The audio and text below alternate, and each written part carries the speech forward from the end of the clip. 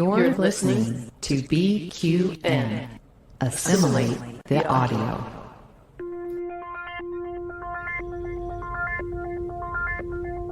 Engage. 78 years have passed since the days of the original USS Enterprise. Now a new Galaxy starship has been designed.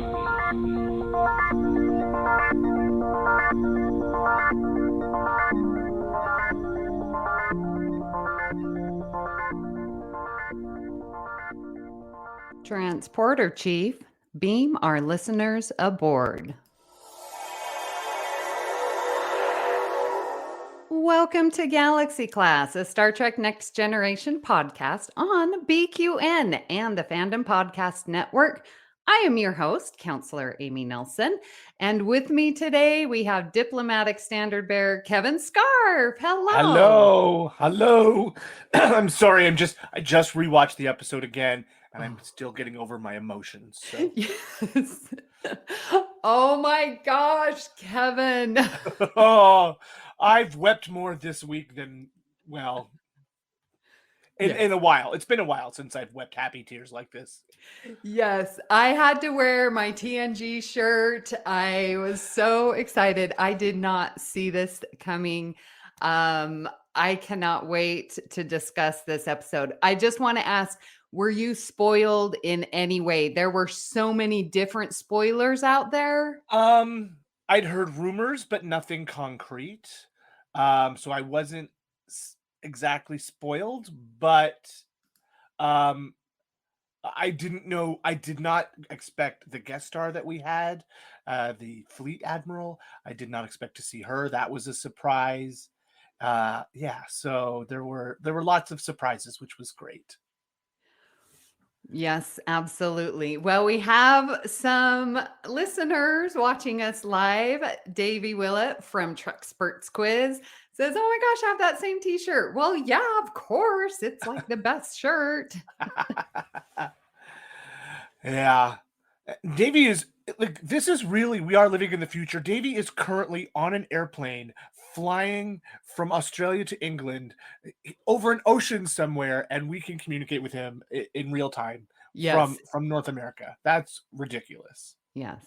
And a huge shout out to Joe, who was playing that piano for the First Contact theme. Yes, it was so beautiful. Joe does such a good job. He's so talented.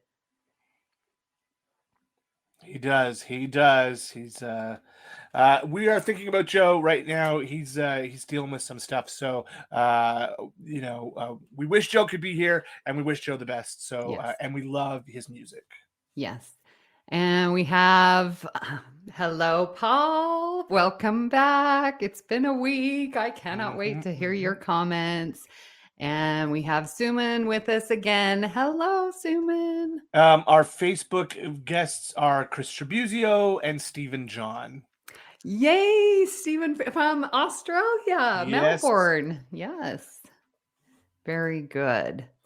All right. Well, I just wanted to take this moment. Everyone, we need to have a mindful moment. At the beginning of our school day, we have a little mindful moment that helps us to breathe and meditate and think. And we need to remember to breathe, because I didn't this whole episode. It was go, go, go, go, go.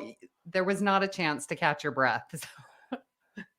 Yeah, no, agreed. It was pretty much nonstop from the moment Counselor Troy entered Jack's mind. Yes. So, well, let's get right into this. This is the captain. Senior officers will report to my ready room immediately. All right. So, here we go. All right. Episode 9, Vox. Okay. All right. Let's just get going. So we start right where we left off with Troy in Jack's mind discussing his vision of this red door. And he starts going on about this crimson arboretum that his mother used to take him to. And I thought it was so weird when he's like, when my mother, it sounded like it was like not Beverly. I don't know. It Mm. was just really weird to me. Yeah, I don't know. I think because Jack has been afraid to delve into this himself, that even having someone there with him to delve into it frightened him. Mhm. I can get why he's so flighty, really, and so upset, because this is a part of his psyche he's never wanted to explore before, and he's scared. Yeah. Everybody's scared. Yeah. Yeah. Yeah. And Troy, man, she's being an awesome counselor and like Hmm. keeps pushing, like, okay, but what do the vines represent? And he gets sort of lost in this crimson, these, blossoms everywhere. And he finally makes the connection that the vines are the connection. Right. And yeah. So he's able to make connections to people like the vines make connections to the plant. Yes. Yes. And so Troy is like, all right, let's go open the door. I will do it for you, because you're so scared. Hmm. And oh my gosh, instantly she like breaks connection and runs out of the room. Like, what's going on? Hmm. Now, I take it that she is, because of what she says next when she goes to Beverly and Picard.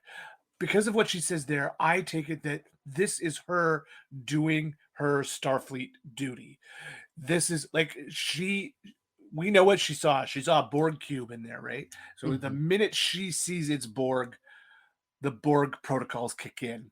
And so her duty as a counselor is less important, and her relationship with Jack at this moment is less important than the Borg protocols kicking in. And so she's doing her duty as a Starfleet or former Starfleet officer and reporting to her commanding officers, we've got a problem. This is a Borg problem. Yeah.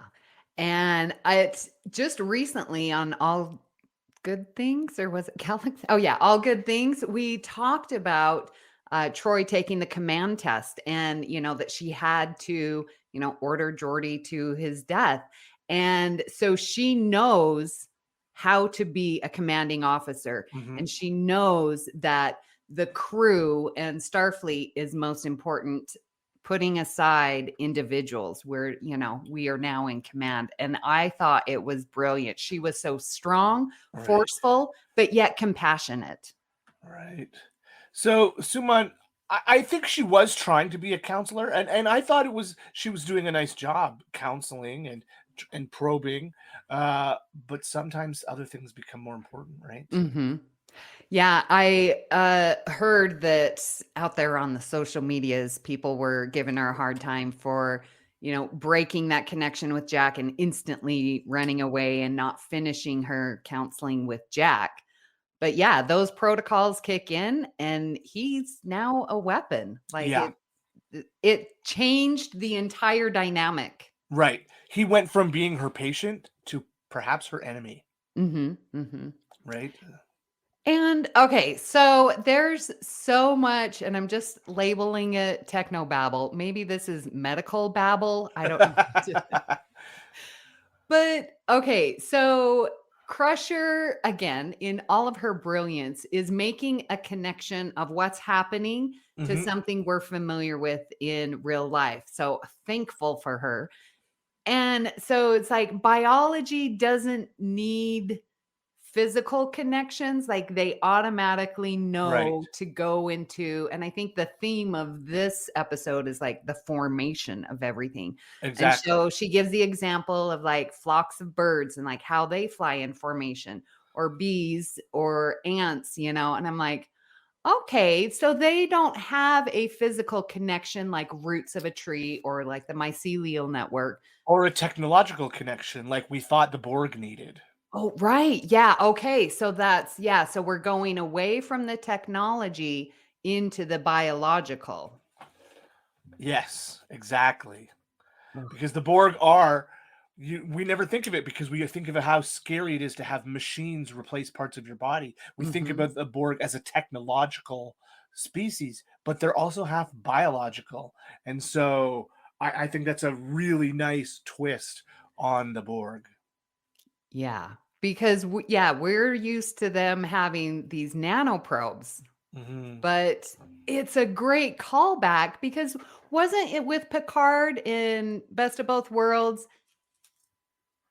Were all of the nanoprobes removed? And then in First Contact at the very beginning, he could hear the voices. Uh-huh. Even all those nanoprobes were removed, which I'm still questioning. So this actually gives us a reason why Picard could still hear the Right. Borg, because it's not just technological, it's also biological. Yeah. Oh my gosh. Yes. Mm, Okay. scary. Very scary. I know.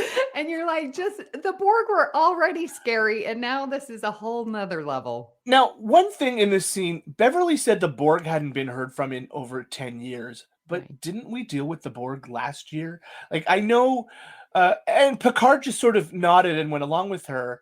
And I can get where maybe Beverly didn't know that there had been contact with the Borg last year, but Picard sure did. He was there, right? And he dealt with the Borg in season 1 as well, didn't he?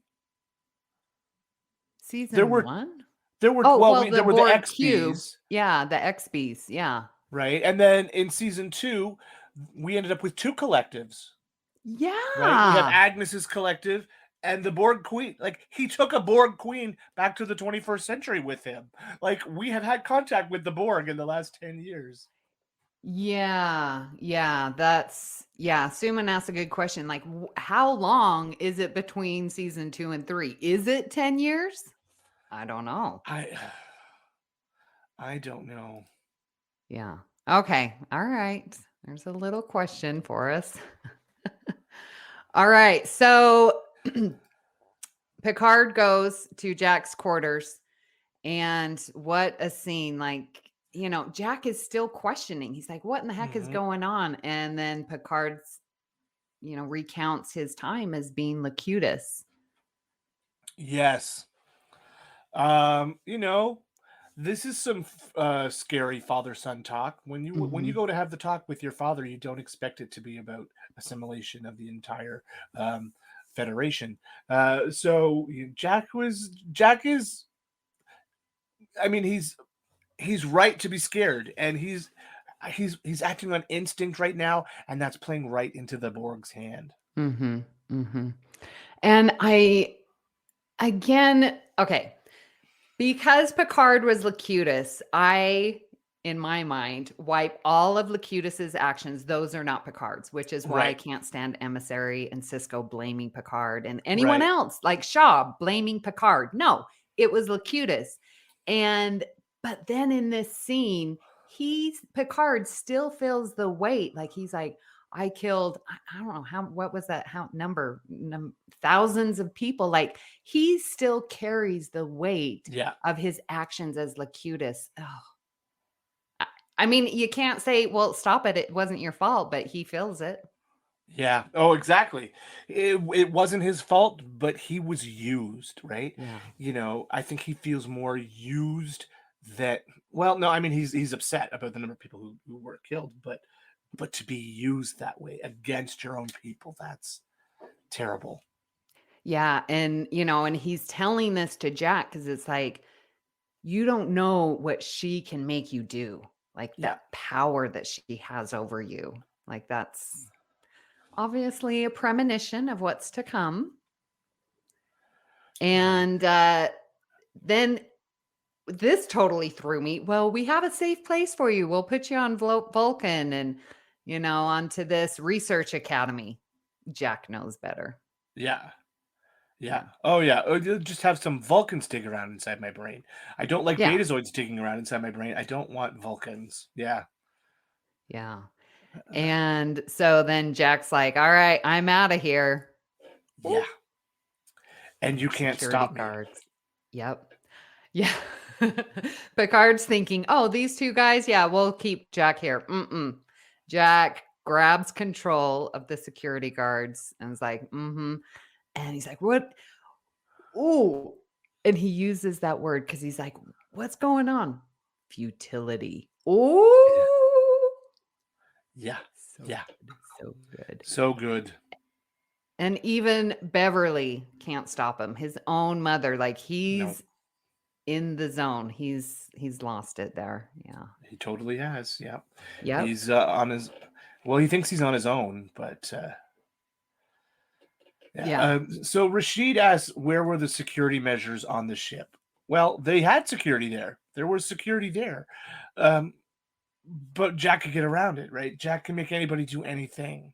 So Mhm. I mean, I guess, they may have been able to try to lock down any shuttles, but Yeah.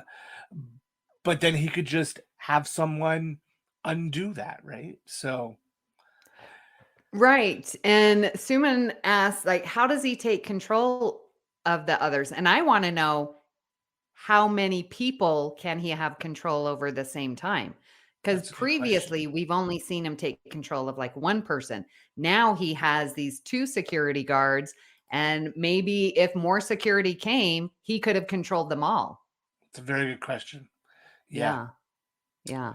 I And don't know. Rashid, also, I think Beverly wouldn't have sent more security to go after her son. Like, she still wants to protect him.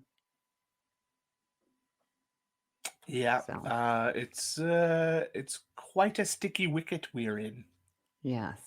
So he gets to a shuttle and he is just being pulled to the Borg Queen like a moth to a flame. Mm-hmm. And he goes to warp and he gets to, I guess, some nebula. I don't know where they are in the universe. I don't know where they are. I'm I not guess it's not. sure either. Yeah. Okay. And, and so he enters the nebula and there is this Borg cube. I mean, it's still Right. menacing, the look of a cube. I'm glad it's not the sphere.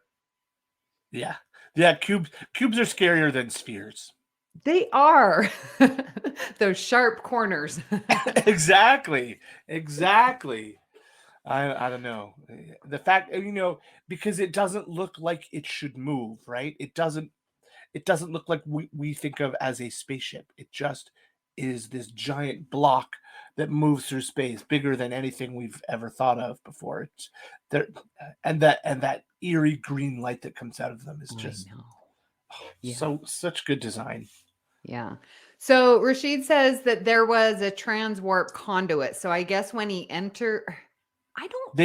They did mention a transwarp Yeah. conduit. Yes. Yeah. Yeah. Okay. So he's there now with the Borg Queen. So let's go back to the ship. And this moment between Picard and Beverly was so Mhm. beautiful. And, and Picard again is like, Jack got the best of you and the worst of me. And then Beverly, the guilt that she must have for her 2 sons was Uh-huh. overwhelming at this moment. Oh, for sure. For sure. Could you imagine? I mean, Wesley went off on his own volition to some grand adventure, but Jack is being used by your greatest enemy. Oh, it's got to be heartbreaking. Yeah. Yeah.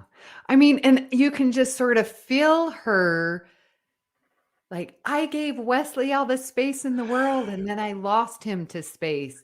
So I'm watching Jack even closer and then I missed it.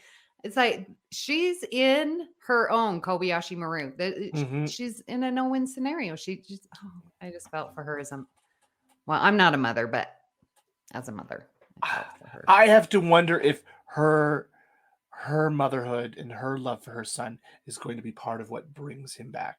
It's just Interesting. do you remember in First Contact, Data got captured by the Borg Queen, and it looked like Data had given himself over. I wonder if we're going to have that same scenario. We're going to have so this is going to parallel First Contact. Instead of Data being taken and then he turns to be the savior, it's Jack. That maybe Jack's will is stronger than the Borg. Yeah. I That's my hope. Yep. I love that connection and paralleling First Contact. Ooh, I like that. Oh, yes. But he won't have the famous line like Data did when he was telling Picard, Data, were you tempted? 0.47 seconds or 68 seconds. My bad. 0.68 seconds. Yes. Yeah. And yes, it was so wonderful. Oh, that's such a dark picture. But Data comforting Picard. Mhm. Get out. That was so beautiful.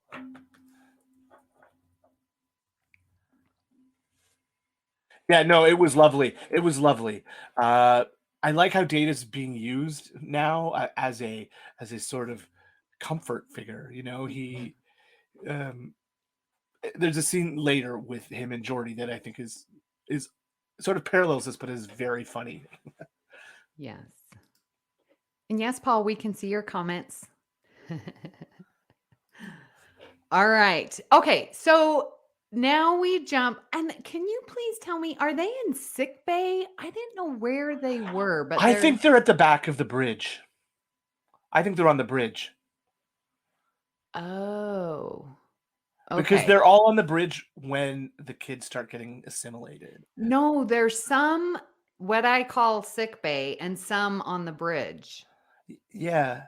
It was weird too because at one moment they were all together and then they get into the turbo lift and they have to stop and pick up the rest of them.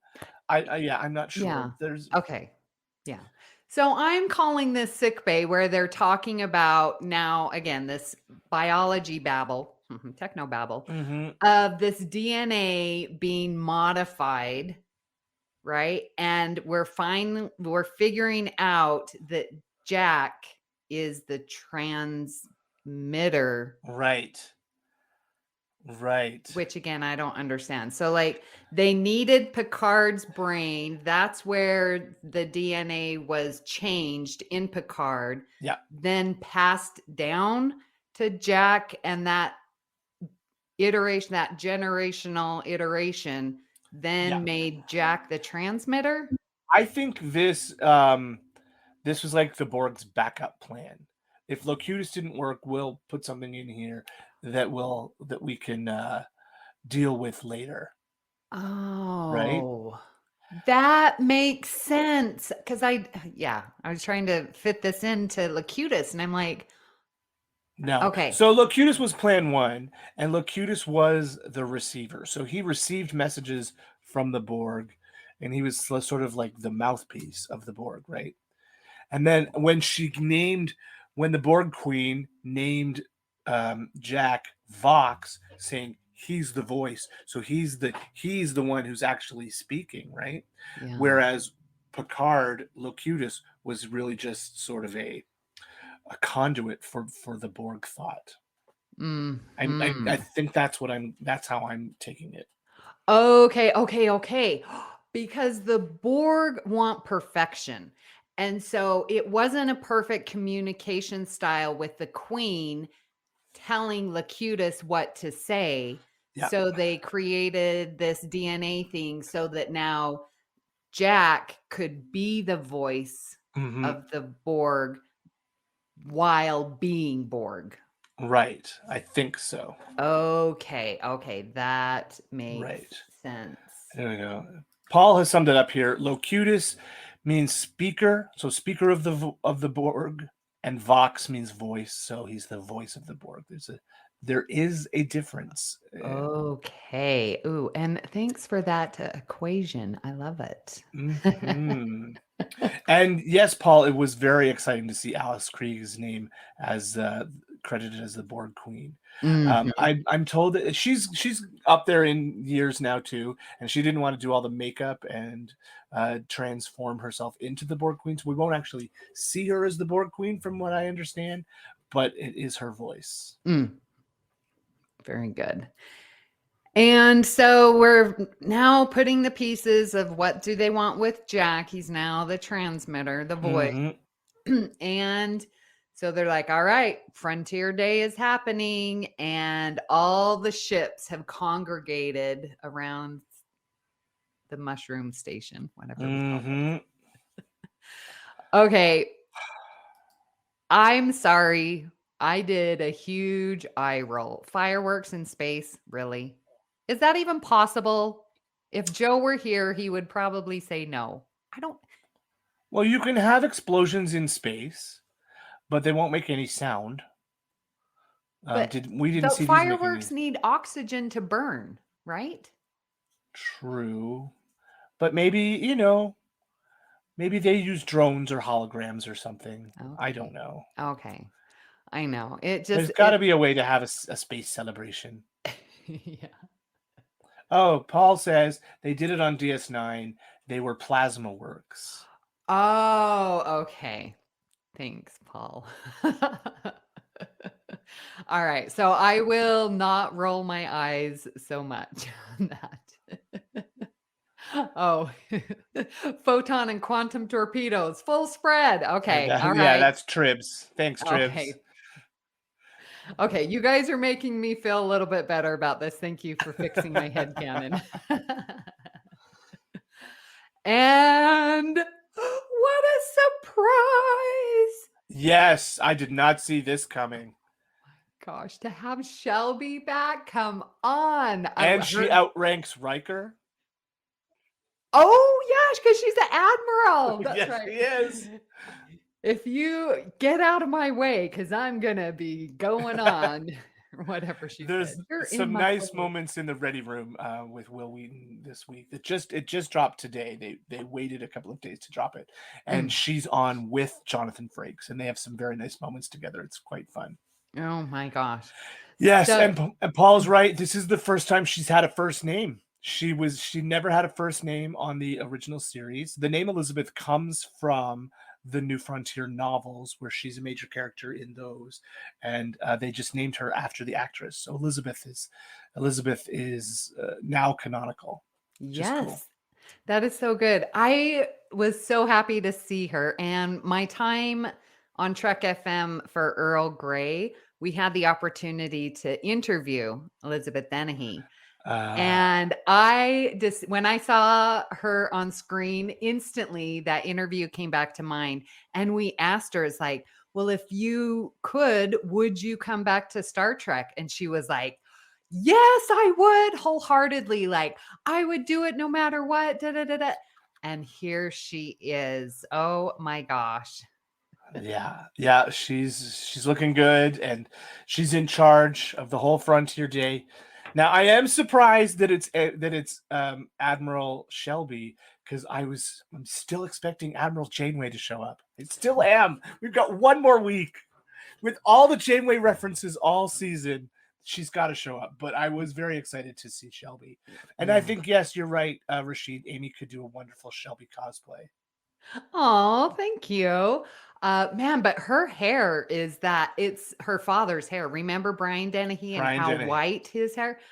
She looks so much like her father now, because I knew Brian Dennehy when he was old. So from Cocoon. Yeah. Yeah. Okay. So they introduced that they're going to have this new synchronization, and out comes the Enterprise F. What do you think of the Enterprise F? No, I don't like it. No.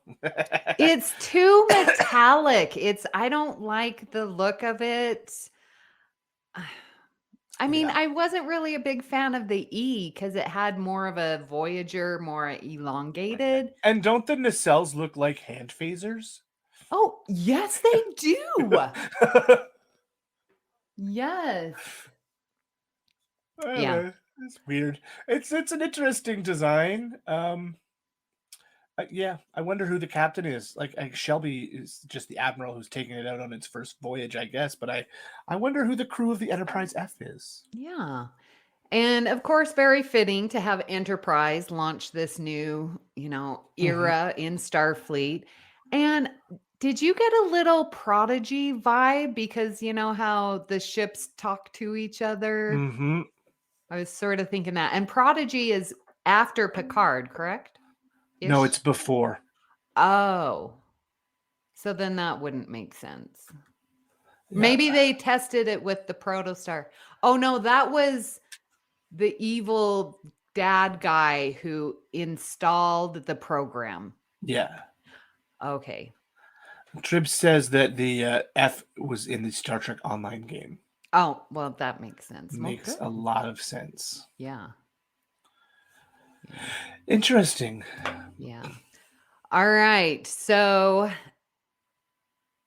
we are now getting the fleet organized.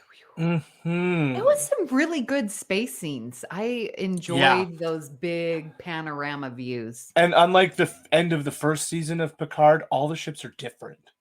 Remember the scene where the fleet convened at the end of season 1 and all the ships were exactly the same? And this time all of the ships are different. Yeah. Somebody must have had a lot of fun pulling as many starship designs as they could. Yeah. Yes. Yes, Rashid, that was a visual treat. I really enjoyed those scenes. Yeah. All right. Well, back to the Borg cube. So Jack's holding this phaser and he's thinking he's going to kill the Borg queen. I don't know what he's thinking. Yeah, I don't get it. Yeah. He's, putting on a tough act, but there she is. Yeah.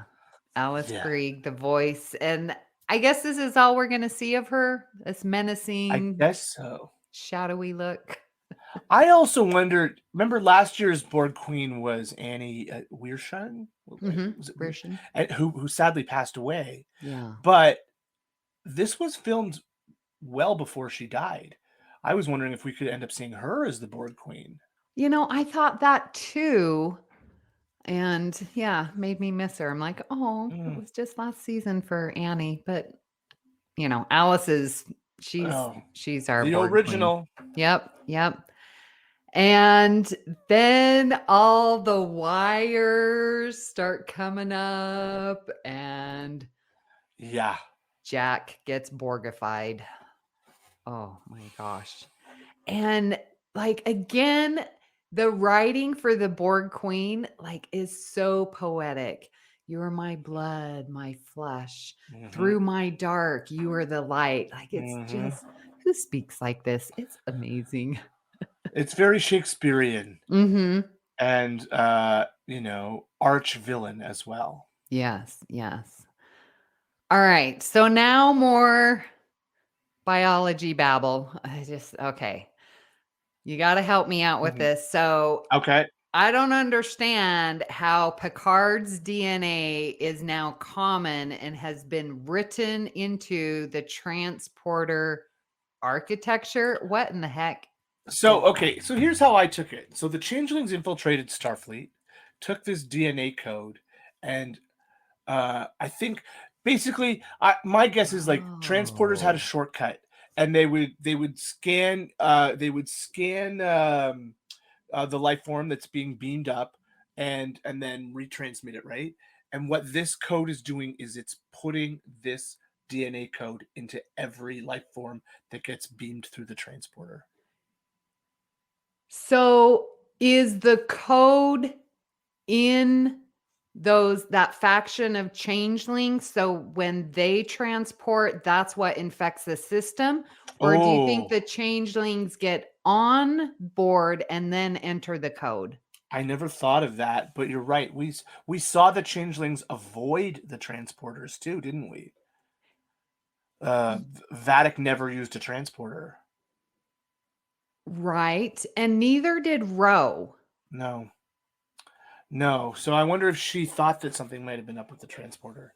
So I'm wondering if that evil face, smoking head that Vadic was talking to, if that's a changeling that has been Borgified. I think it's the Borg Queen. I think she's been talking to the Borg Queen all along. But it's a changeling. It looked like that, but it doesn't. I don't think it had to be. I think she's been talking to the Borg Queen. If the Borg and the changelings have been working together, and the Borg are really behind everything, then it makes sense to me that it's been the Borg that she's been talking to all along. So So do we think the changelings have been Borgified? I don't know. Can the Borg assimilate a liquid creature? I don't know. I don't know. Wow. A lot of questions going on here. Yeah. So many. All right. So we now have all the ships have been taken control. Fleet formation has now been activated. So all the screens are red, and red's not a good sign, not a good sign. Nope. And then Picard's like breaks in and interrupts Admiral Shelby's, announcement. It's like, okay, there's going to be, and then they are cut off. And the Borg send the code that activates all of these people that have been gone through the transporter, right? And the pain, there's really a lot of pain, and like you can feel 7, and yeah, it was a lot. This gets back to the Borg as like zombies, right? Like the scary thing about the Borg is that the people that you're dealing with are people you used to know but aren't anymore. It's the same kind of threat as The Walking Dead, That person used to be my brother, but now he's something else. And that's what's really frightening about the Borg, I think. Yeah. Losing control of yourself. Yes. And as we were seeing all these, the young ones, that was pretty cool. Right. Only younger than 25. But seeing all of these getting Borgified, even Sydney, our dear Sydney. I know. It reminded me in First Contact where Picard's like, we can't save them. You just got to shoot them. So if you run into any of our crewmen who have been assimilated, you just put them out of their misery. But this time, Picard said, set your phasers to stun. Oh, I missed that. Yeah, when they were retreating down that hallway, Picard yelled, just stun them, don't kill them. So yes. And so we are now getting off the Titan. We got to go because the Titan is now under control. So here's my question. How many people are left on the Titan? And are all the crew except for our TNG friends and Sean 7 under 25? It's a very young crew. Yeah. So Ro took the majority of the crew. So it's supposedly a skeleton crew. But there's a lot of skeletons here then. And the skeletons are all young. Yeah. Yeah. That's interesting. Yeah. All right. Yeah. Oh, Rashid says the older ones were killed. Okay. I guess so. Yeah. So there's a hope. The Excelsior, we've gained control. Nope. They get blown up by the other starships. Oh my gosh. That was scary. And then this voice that it's like, the fleet has been assimilated. That's all there is now. Yeah. Yeah. It's scary. Scary. Yeah. And again, this aerial view where now we see all of these ships in a formation and they are going to eliminate all the unassimilated. Ooh, that was a scary line. Yes. Yeah.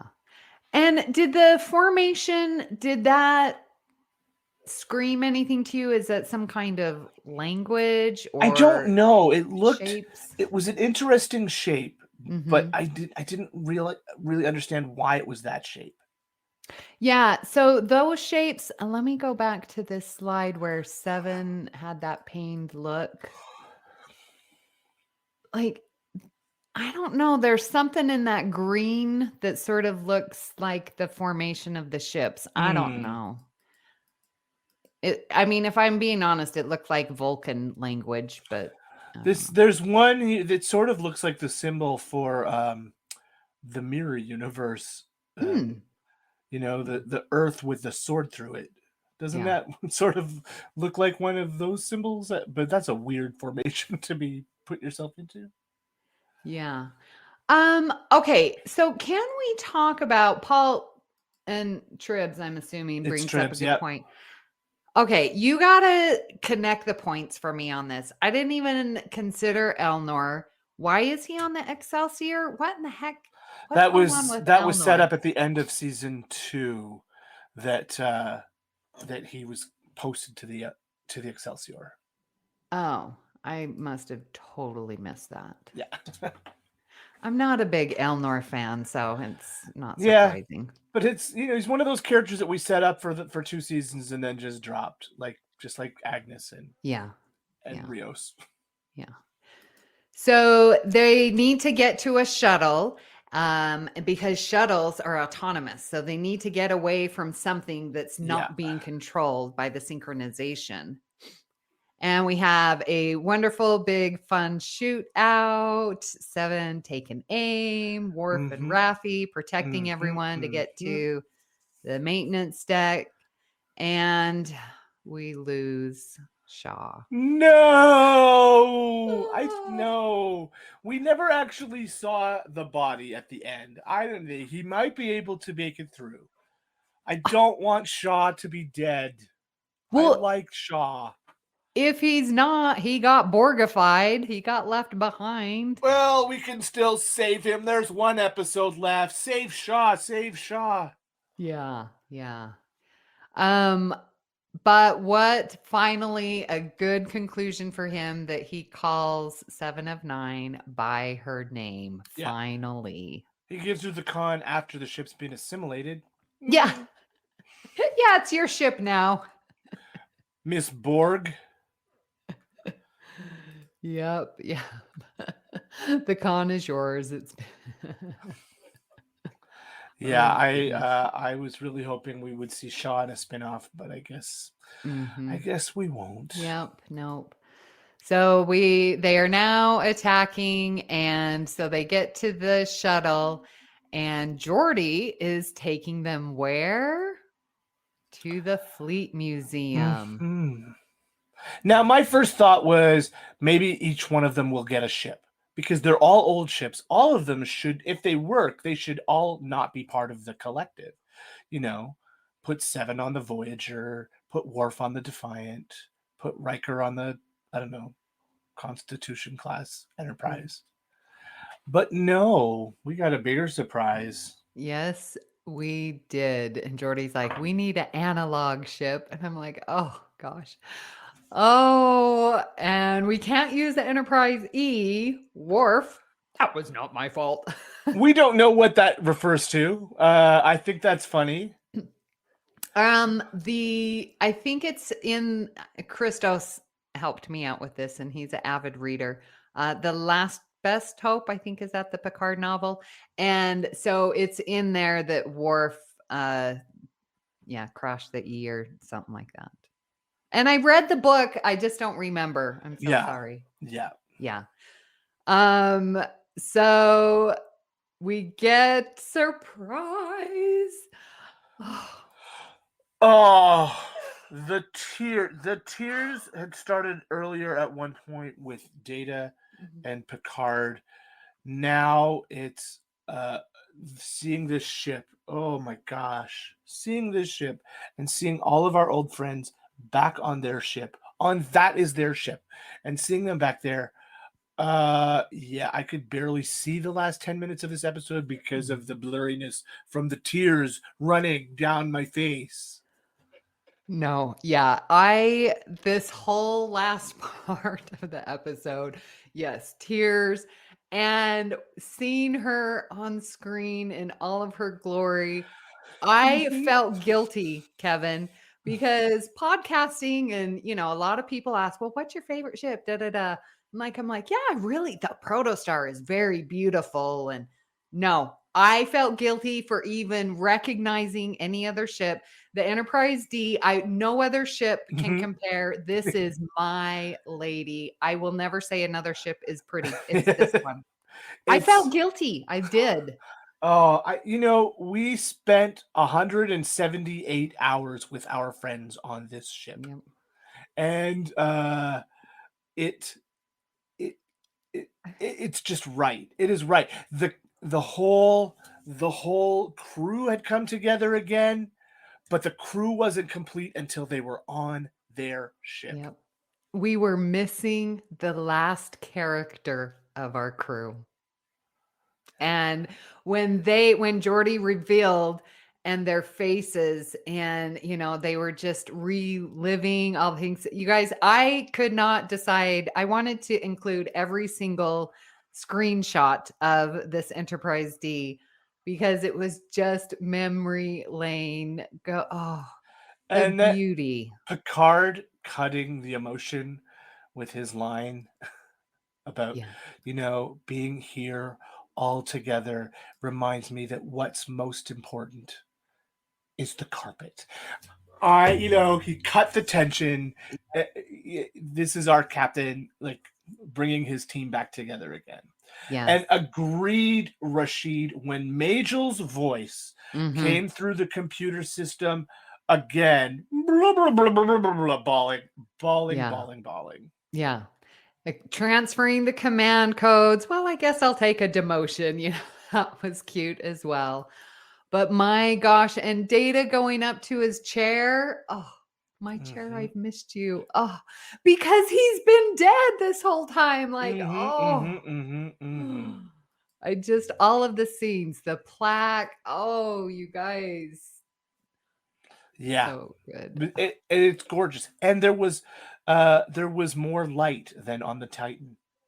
It's still darker than I remember it being on Next Generation, but it was brighter than the Titan's bridge. Yeah, I agree. I felt like it was a little darker, but actually when I was looking at the screenshots, once they turned on the lights, it was nice and bright. So. Yeah. Oh, gorgeous. yeah. Oh, I could just sit and watch these slideshows. Agreed. So this comment here, agreed. This is Matt Harker. Welcome, Matt. I also cried during the Ready Room. Will got to visit the bridge set and sit in his chair, and he called his castmate friends for permission to sit in the captain's seat because he had never sat in the captain's chair because it wouldn't be right. And he finally got permission from Commander Riker to sit. Jonathan Frakes texted him and said, "Mr. Crusher, you have the con." And that allowed him to sit. And I started crying there too. Oh, okay. I cannot You'll wait have to watch the Ready Room. Yeah. You'll have to watch do the Ready that. Room. Yeah. And I loved where Troy was like, because Geordi is so worried about his daughters, right? And Alondra and Sydney. And Troy's like, listen, they're all of our children, and we are all a family. So it's now extending to the next generation. Uh-huh. But I was Funny, a little...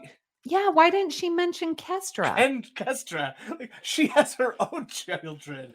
She should have mentioned Kestra. I don't know. Yeah. I don't know. Or Alexander. He's the next generation as well. That's right. There are 2 other kids of this crew. Yes. Where's my... There we go. Picard, engage. Yep. He was our captain again. Yep. So, I know. And just look at that ship. It's so beautiful. Oh my gosh. And then engage, and that's where the episode ends. Yep. See, my heart is beating so fast now. Just I know. Oh, yes. Make it so. Engage. Oh. Yep. Now, I'm going to say something a little bit controversial.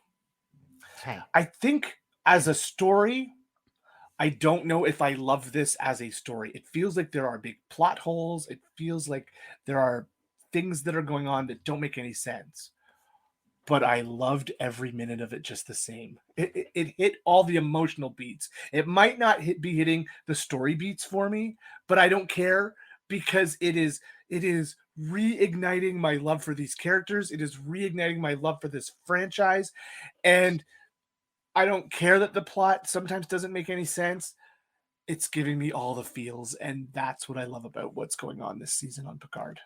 So tell me some of these story issues that you have with it. I'm curious. Well, I just feel like, just little things like how. Now I can't think of any of them, of course, but just the fact that we dragged it out over 8 episodes before we revealed it was actually the Borg and not the changelings that are behind everything. There are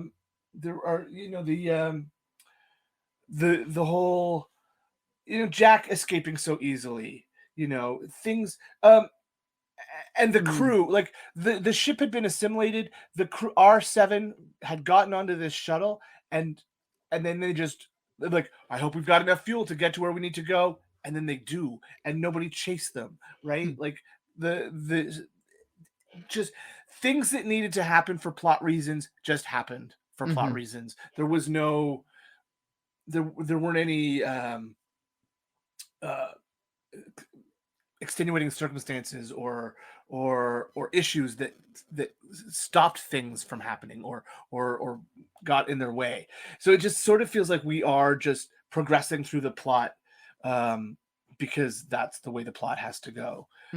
But having said that, I cried like a baby for 15 minutes watching this today. Twice I've watched this and I cried like a baby. And if I watch it again, I'm going to cry like a baby again. Yeah.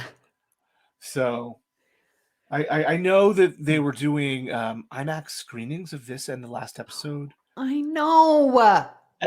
And they've already done them. Like, were they this week? Or are they this week? The tickets, yeah, went on so sale Friday, I think it was. Yeah. So can you imagine sitting in an IMAX theater with 100 or 200, a couple hundred people watching this? I just my head would. Yeah. Oh. Well, I can't imagine it because I have watched episodes on the cruise with hundreds of people. But oh yeah, and I was saying in our BQN host chat earlier that I saw the last episode of Star Trek: The Next Generation in a baseball stadium with 30,000 fans. Oh my gosh. Wow. Yeah. That's an experience. It was an amazing, amazing experience. But the fact that these people are going to get to actually see the last episode early too, right? They get to see it a week before. It's No. When's the screening? I thought the screening was Thursday. This week. Oh, it's not until Thursday. The tickets went on sale this weekend for the Thursday. Okay. Oh, that makes more sense then. So if I'm wrong, go ahead and correct me, everyone. I'm totally fine with that. Yeah. So I just wish there was a screening close to me because I would be there. Yeah, I saw the link and they only had like LA, New York, and I'm like, stupid big cities. Las Vegas is a pretty big city. I know. Well, it's itty bitty compared to them. Do you have an IMAX theater in? We do, and I've been to Fathom events, in Las Vegas. Maybe. Yeah, we don't have Fathom events in Canada. It's another company that does them, and this one didn't happen up here. So, and there's at least 8 IMAX theaters in Toronto, I think. So, like, there's lots of places where they could be screened. Yeah. So, anyway, that's just sort of my thoughts. But I love it. Any predictions for how they're going to wrap this up? It's going to be one more episode. There's still too much out there. Listeners, put in your predictions and we'll talk about them as we go through. So I do have this theory maybe that we're going to get a Jack double crossing the Borg Queen just like Data did, except Jack is more connected to the collective, I think, than Data was. Yeah. So there's that. There's got to be other ships out there that can help, right? Yeah. There's so the Klingons. How are they gonna break the synchronization? So I think maybe Data's going to have something to do with that. Perhaps. Perhaps. And This I is still Matt. want to Matt know. thinks. Oh, go ahead. Matt thinks that Jack will override the Queen with his mercy. So maybe, as the voice of the Borg, he becomes more important than the Queen. Yeah, and he was talking to Picard way back at the beginning when Picard was telling him about Locutus, where he's like, "Well, if I'm Borg, but I'm still me, I still have my compassion, I still have, his mercy.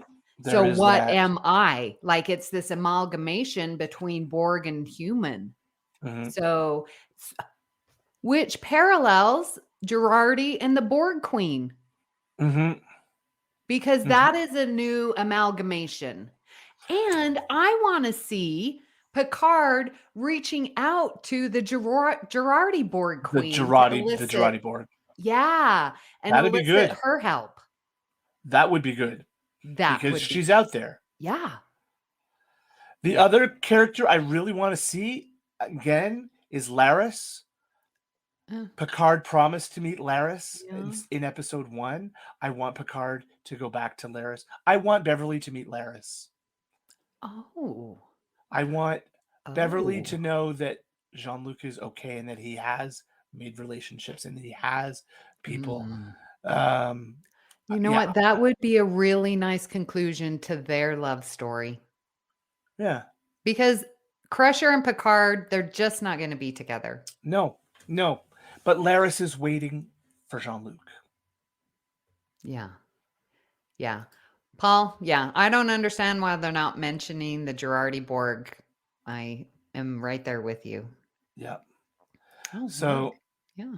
Yeah, I agree, Stephen. I think Agnes and Laris, one or both, should be in the finale. Laris was in the pilot.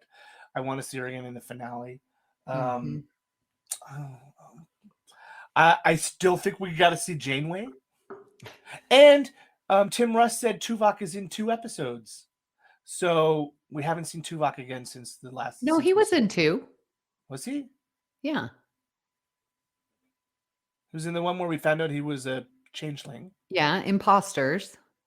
And was in the next one too? Yeah, I think so. I don't recall that. Anyway. Oh, well. Yeah, anyway. So that's that. Those are just some things. And here's my other thought. I think it's going to end just like Star Trek 6 with the cast of The Next Generation signing the film. Oh my gosh, that would be so amazing. Yeah, I'm down for that. Oh, yes. Yes. Yeah. Yes. Because someone asked me if I thought this was going to tie up The Next Generation, like if it was going to be the finale for The Next Generation crew. And the way they did that with the original series crew, they didn't kill anybody off. They had them go off on a new adventure, and then they all signed the film. And I can see that being, because there have been so many parallels to the original series movies, I can see that happening here. And I would like to see Sir Patrick Stewart's signature at the end of the film. Well, that's funny. You said that, and I just saw Marina Sirtis's signature, but to each their own. Because I know it so well. Oh, this is Matt's idea. The season 1 XBs could bring back their cube, so there is another Borg cube out there. That's right. Oh. So there's at least 2 other non-Borg factions out there. Yes. Yeah. Ooh. I like it, Matt. Well, let's listeners, thank you so much for watching and commenting. Oh my gosh, what an episode. Can't wait for next week. It's bittersweet, last It is. one. Yeah. It is. I can't imagine that we have done all this build-up of all of these new characters, rebuilt sets, to get to a point where we aren't going to see at least some of these characters carry on. Yeah. I know there's been nothing official yet about Star Trek Legacy, but I think something's gonna come out of this. Did you see someone in our group posted that that this week's episode of Star Trek was the first streaming episode to crack the top 10 streaming episodes of the week. Yep. So, like, this is our number one Picard show. So. Yeah. That was pretty exciting to break into, like, out of all the shows streaming, we are there. We're there. Yeah, that's awesome. So here we go. Yeah. Oh, I agree with Paul on this one. I hope we get an extra long episode. An hour doesn't seem like enough to wrap this up. Yeah. Oh, I know. We need a 2-hour finale. Just like All Good Things. Come on now. Oh, I am so glad that we decided to live stream about these episodes, because I know technically it's not Next Generation, but it is. These are our people. These are our friends. And I'm so glad that we have decided to do this. Yeah. Incoming transmission. So we would love to hear what you thought of today's episode, and we hope you'll join our Facebook group, the BQN Collective, to continue our discussion there. Now, you can also tweet your thoughts to @GalaxyClassPod, or you can follow the network on Twitter and Instagram @BQN Podcasts. Please hit the subscribe button on Apple Podcasts or wherever you get your podcasts and leave us a star rating and written review. That helps others to find the show. You can also follow the entire network's podcast with our master feed by searching BQN. This way you won't miss any of our fine shows like All Good Things, Union Federation, History with the Szilagys, Infinite Diversity, Mickey's Marvels, Trexperts Quiz, What's the T-Bev, and our newest show, Captain's Couch. So, Kevin, where can people find you when you are spreading your DNA code to all transporters? You better watch where you're spreading my DNA. But when I'm not doing that, you can find me in the collective on Facebook. I'm hanging out there quite often. You can find me on another podcast I do called True North Nerds, which show I do with a couple of local friends where we talk about all things nerdy. I am sure this week we shall be talking about the Super Mario Brothers movie, because we all went and saw that last week. So fun. It should be fun. And Amy, where can people find you when you are not sacrificing your life so that our heroes can save the day? Oh, well, when Poor I'm not Shaw. doing that. You can find me here in the network where I'm co-hosting All Good Things and Union Federation. I am on Twitter @Miss Amy Nelson. But my favorite place right there where you might be watching this live stream, BQN Collective. Find us there. Oh. Priority 1 message from Starfleet coming in on secured channel.